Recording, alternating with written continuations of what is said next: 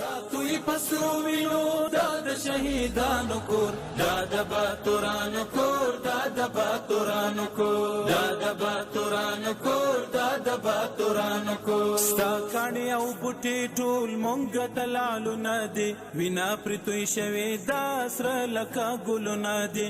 کلی څوک نیولی شي دا د زمریانو کور، دا د باتورانو کور، دا د باتورانو.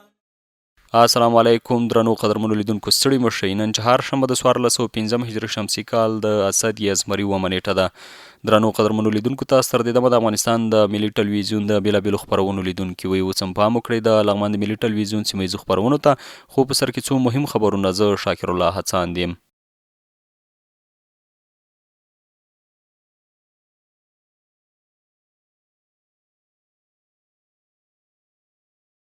بسم الله الرحمن الرحیم. د کورنیو چارو وزارت د پلان او ستراتیژۍ معاینیت له لوري راغلي پلاوي د لغمان امنیه قمندانۍ اړوند د جوستامونو مدیرانو، د ولسوالیو امنیه قمندانانو، د امنیتي حوزو امیرینو او د بېلابېلو څانګو کارکوونکو لپاره د ستراتیژیکو پلانونو د تطبیق په موخه یو ورځنی روزنیز سیمینار ترسره کړ. په یاد سیمینار کې ګډونوالو ته د ستراتیژیکو پلانونو د عملي پلي کېدو، د ادارې د اغیزمنتیا، د موخو او برنامو د منظم تطبیق، د راپور ورکونې اصولو د ظرفیت لوړونې په برخو کې اړینې نظریې او عملي زده کړې وړاندې شوې، تر څو مسؤلینو کولی شي خپلې دندې د ټاکل شویو ستراتیژیکو موخو سره سم په اغیزمنه توګه پر مخ یوسي. د سیمینار په ترڅ کې د پلان جوړونې پر ارزښت، د کاري فعالیتونو د ارزونې پر معیارونو، د ادارو ترمنځ د همغږۍ پر پیاوړتیاو، د ملي ستراتیژیکو موخو د تحقق په برخه کې هر اړخیز بحثونه او عملي لارښوونې هم وشوې.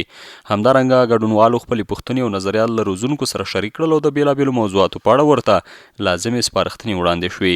د راغلي پلاوي غړو ټینګار وکړ چې د ستراتیژیکو پلانونو دقیق تطبیق د ادارو د لاسته راوړنو حساب ورکونې او اغیزمن خدمت وړاندې کولو لپاره بنسټیز اهمیت لري.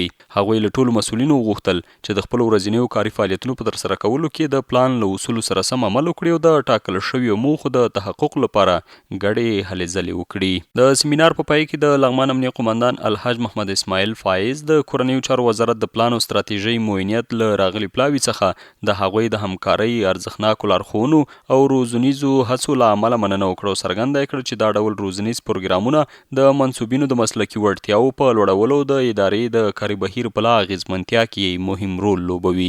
د مهترلام ښار یو شمېر چوکیدارانو د لغمان مرستیال والي سره ناسته وکړه. د لغمان مرکز مهترلام ښار یو شمېر چوکیدارانو د لغمان مرستیال والي الحاج حافظ انځرګل عبدالله سره ناسته وکړه. په دې ناسته کې د لغمان مرستیال والي سربیره د لغمان امنیه قمندانۍ اداري مرستیال مولوي محمد قیس جنید، د ښاروالۍ ریاست مرستیال او د لغمان د امر بالمعروف او نهي عن المنکر ریاست د سمې شکایاتو مسؤل هم ګډون کړی و. یادو چوکیدارانو په لومړي سر کې د لغمان د ولایتي ادارې هڅې وستایلې او ویې ویل تل یې د ولسونو پر مخ خپلې دروازې پرانیستي او ستونزې ورحل کړي دي. راغلو چوکیدارانو خپلې یو شمېر ستونزې د لغمان مرستیال والي سره شریکې کړې او د حل غوښتنه یې ترې وکړه. د لغمان مرستیال والي حافظ انځرګل عبدالله په لومړي سر کې ټولو راغلو چوکیدارانو ته ښه راغلاست وکړ او د شته ستونزو د حل په برخه کې دوی ته د حل ډاډ ورکړ. لغمان کې د طاعون ناروغۍ پر وړاندې د واکسین کمپاین پیل شو. د لغمان د کرنې اوبو لګولو مالدارۍ ریاست په هڅو د څارویو د روغتیا د خوندي کولو د مالدارۍ سکتور د پیاوړتیا په موخه د خوړو کرنې نړیوالې ادارې FAO په مالي ملاتړ د وړو شخون وهونکو څارویو د طاعون PPR ناروغۍ پر وړاندې د واکسین کمپاین پیل شو.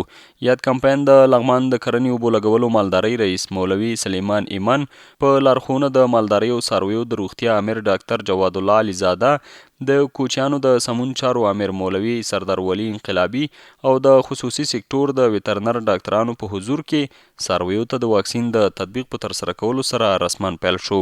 د دې کمپاین موخه د مالدارانو د څارویو ساتنه، د طاعون ناروغۍ د خپرېدو مخنیوی او د مالدارۍ سکتور پیاوړتیا ده. ټاکل شوې ده چې یاد کمپاین د لغمان ولایت په مرکز او ټولو شپږو ولسوالیو کې تطبیق شي. د پلان له مخې نږدې 100,000 ډوزه واکسین به د خصوصي صاحبي ویترنر ډاکټرانو له لوري پر پسونو او وزو په وړیا توګه تطبیق شي، تر څو څاروي د دې خطرناکې ساري ناروغۍ پر وړاندې خوندي او معافیت ترلاسه کړي. د لغمان د کرنې اوبو لګولو مالدارۍ ریاست له ټولو مالدارانو او کوچیانو څخه غوښتنه کوي چې خپل د واکسین شرایطو برابر پسونه او وزې واکسین کړي، تر څو د طاعون ناروغۍ پر وړاندې معافیت ترلاسه او د احتمالي اقتصادي زیانونو مخه ونیول شي.